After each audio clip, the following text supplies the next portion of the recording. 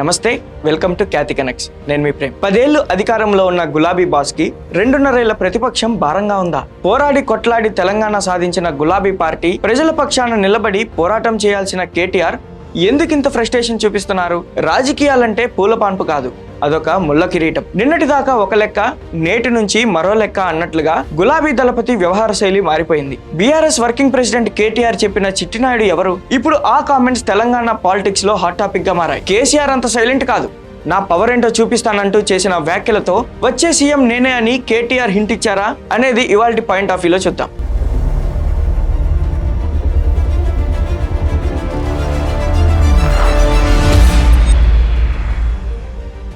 కేసీఆర్ అంత మంచోడిని కాదు.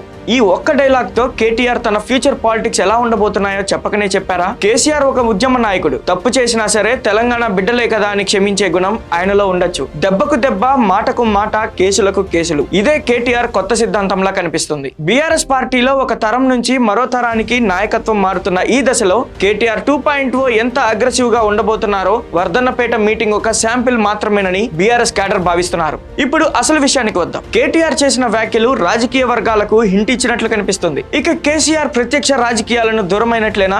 చిట్టినాయుడుకు కేటీఆర్ ఇచ్చిన వార్నింగ్స్ చూస్తుంటే నెక్స్ట్ ప్రభుత్వం నాదే, నేను ముఖ్యమంత్రి, మీ అందరి లెక్కలు తేలుస్తాననేలా ఉన్నాయి. 2.5 సంవత్సరాల ముందే ఎందుకింత సీరియస్ అయ్యారు? ఒకవైపు కవిత పార్టీ పెట్టి రోజుకొక ఆరోపణలు చేస్తూ సమాధానాలు చెప్పాలని డిమాండ్ చేయడంతో కేటీఆర్ ఏమైనా ఫ్రస్ట్రేషన్ కి వెళ్లారా అనేది రాజకీయ వర్గాలు చేస్తున్న విశ్లేషణలు. రాబోయే 5 ఏళ్లు చిట్టినాయుడు అండ్ టీమ్ కు సినిమా చూపెట్టే బాధ్యత నాది.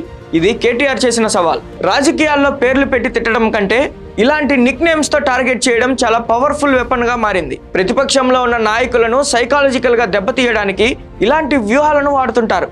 ఇక్కడ చిట్టినాయుడు అని కేటీఆర్ ఎవరిని ఉద్దేశించి అన్నారో తెలంగాణ ప్రజలందరికీ అర్థమైపోయింది. నేరుగా అధికార పార్టీ అధినాయకత్వాన్ని టార్గెట్ చేస్తూ వారి బలాన్ని, హోదాను తక్కువ చేసి చూపే వ్యూహం ఇది. మీరు మాకు ఒక లెక్క కాదు, మీకు సినిమా చూపిస్తామనడం ద్వారా అధికార పార్టీ పట్ల క్యాడర్ లో ఉన్న భయాన్ని పోగొట్టే ప్రయత్నం చేశారు కేటీఆర్. అధికారం కోల్పోయిన తర్వాత ఏ పార్టీలో అయినా క్యాడర్ డీలా పడిపోవడం సహజంగా చెప్పుకోవచ్చు. 10 ఏళ్లు అధికారంలో ఉన్న పార్టీకి అయితే ఆ ఫ్రస్ట్రేషన్ ఇంకా ఎక్కువగా ఉంటుంది. కింది స్థాయిలో కార్యకర్తలు పోలీసు కేసులతో, ప్రత్యర్థి పార్టీల దాడులతో ఇబ్బంది పడుతున్నప్పుడు నాయకుడు మాకు అండగా ఉన్నాడా లేదా అని వెతుక్కుంటుంటారు. ఆ వెతుకులాటకు ఫుల్ స్టాప్ పెట్టారు కేటీఆర్. మనల్ని ఇబ్బంది పెట్టినోడిని మర్చిపోం, మన మీద కేసులు పెట్టినోడిని అసలు మర్చిపోకూడదని అన్నారు. మనతో నిలబడినోళ్లను గుండెల్లో పెట్టుకుంటామని కేటీఆర్ ఇచ్చిన స్టేట్మెంట్ ఒక నాయకుడిగా ఆయన సాధించిన అతిపెద్ద విజయంగా కేడర్ భావిస్తోంది. ఈ మాటలు బూత్ స్థాయి కార్యకర్తల్లో 1000 ఏనుగుల బలాన్ని నింపాయనడంలో ఎలాంటి సందేహం లేదు. రిటైర్ అయినా, పారిపోయినా, సప్త సముద్రాల అవతల దాక్కున్నా వదిలిపెట్టను. ఈ మాటలు కేవలం రాజకీయ నాయకులను ఉద్దేశించి అన్నవైతే కాదు. అతి ఉత్సాహం చూపిస్తూ బీఆర్ఎస్ కార్యకర్తలపై అక్రమ కేసులు బనాయిస్తున్న కొందరు పోలీస్, రెవెన్యూ అధికారులకు ఇచ్చిన పరోక్ష హెచ్చరిక ఇది. అధికారంలో ఎవరుంటే వారి వంత పాడే అధికారులకు రేపు మా ప్రభుత్వం వస్తే మీ సంగతి తేలుస్తామని కేటీఆర్ స్పష్టమైన సంకేతం ఇచ్చారు. విదేశాలకు పారిపోయినా సరే ఇంటర్పోల్ ద్వారా అయినా లాక్కొస్తామనే రేంజ్ లో కేటీఆర్ చేసిన ఈ కామెంట్ సిస్టంలో ఉన్న అధికారుల ఆలోచన విధానాన్ని ఒక్కసారిగా షేక్ చేశాయి. రాజకీయాల్లో అవకాశవాదులు చాలా మంది ఉంటారు. పార్టీ అధికారంలో ఉన్నప్పుడు అనుభవించి కష్టకాలం రాగానే జంప్ అయ్యే నాయకులు ఎందరో. అలాంటి వారందరికీ వర్ధన్నపేట వేదికగా మాజీ ఎమ్మెల్యే ఆరూరి రమేష్ సాక్షిగా కేటీఆర్ ఒక ఫైనల్ వార్నింగ్ ఇచ్చారు. మనం ప్రభుత్వంలో పడి నీళ్లు ఇవ్వాలి, కరెంట్ ఇవ్వాలి, మనం తెలంగాణను పట్టాలు ఎక్కియాలి, నెంబర్ 1 చేయాలి, అదే ఆగంలో ఉరికినాం. సొంత ఇల్లు కట్టుకుంటే ఎట్లయితే ఒక తదేక దీక్షతో పనిచేస్తామో అట్లా పనిచేసినాం. ఎందుకంటే కష్టపడి తెచ్చిన రాష్ట్రం, మన నాయకుడు ప్రాణాలు మరి పనంగా పెట్టి తెచ్చిన రాష్ట్రం.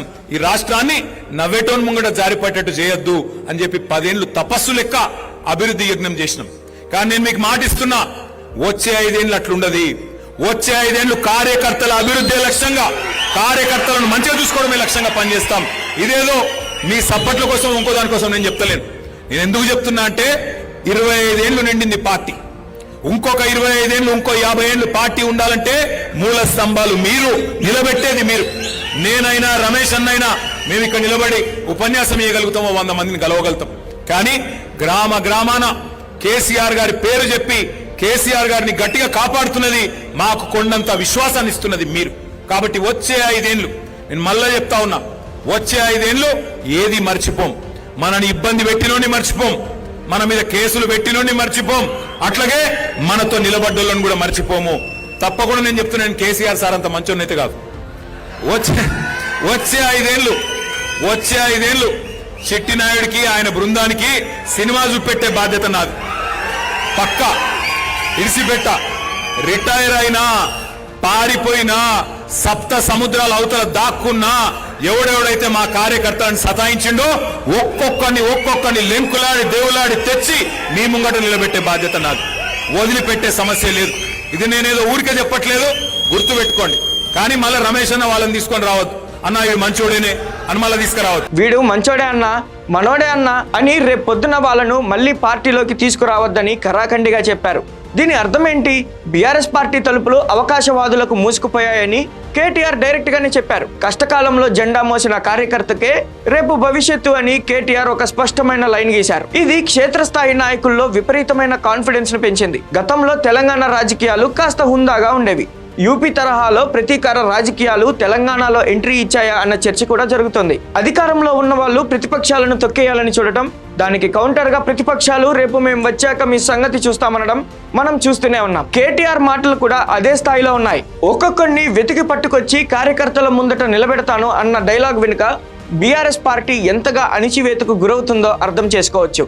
ఇది కేవలం రాజకీయ విమర్శలా అనిపించడం లేదు.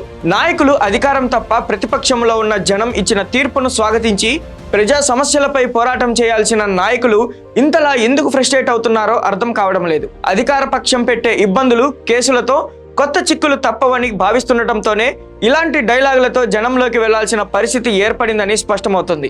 ఎలక్షన్లలో ఓడిపోగానే ఏసీ గదులకే పరిమితం అవుతారని బీఆర్ఎస్ పై చాలా మంది సెటైర్లు వేశారు. కానీ కేటీఆర్ నేరుగా గ్రౌండ్ లోకి దిగినప్పటికీ ఓసారి సహనం కోల్పోతున్నారనేది రాజకీయ వర్గాల్లో టాక్ వినిపిస్తుంది. మునుపెన్నడూ లేని విధంగా ప్రతి నియోజకవర్గాన్ని చుట్టేస్తున్నారు. ఒకప్పుడు డెవలప్మెంట్, ఐటీ, ఇన్వెస్ట్మెంట్స్ అంటూ ఇంగ్లీష్ లో మాట్లాడిన కేటీఆర్ ఇప్పుడు పక్కా లోకల్ తెలంగాణ స్లాంగ్ లో కార్యకర్తల భాషలో మాస్ లీడర్లా మాట్లాడుతూ కనెక్ట్ అవుతున్నారు. ఇది బీఆర్ఎస్ మార్చుకున్న కొత్త వ్యూహం.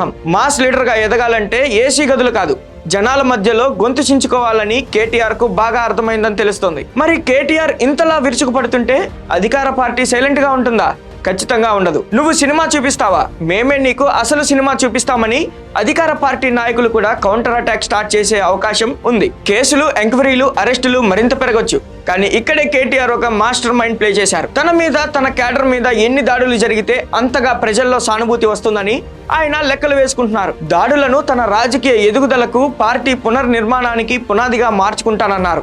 రాజకీయ నాయకులు స్టేజ్ ఎక్కగానే ఎన్నో మాటలు చెప్తారు. కానీ కేటీఆర్ తన స్పీచ్ లో ఒక మాటను ప్రత్యేకంగా స్ట్రెస్ చేశారు. ఇది నేనేం ఊరికే చెప్పడం లేదు, మళ్ళీ చెబుతున్నా, గుర్తుపెట్టుకోండి అంటున్నారు. ఈ ఒక్క వాక్యం కేటీఆర్ కమిట్మెంట్ ను చూపిస్తుంది. తాను గాల్లో మాటలు చెప్పడం లేదని, పక్కా ప్లానింగ్ తోనే ఉన్నానని క్యాడర్ కు అర్థమయ్యేలా చెప్పారు. ఈ 10 ఏళ్లలో జరిగిన తప్పుల నుంచి బీఆర్ఎస్ నాయకత్వం పాఠాలు నేర్చుకుంది అనడానికి ఇదొక నిదర్శనం.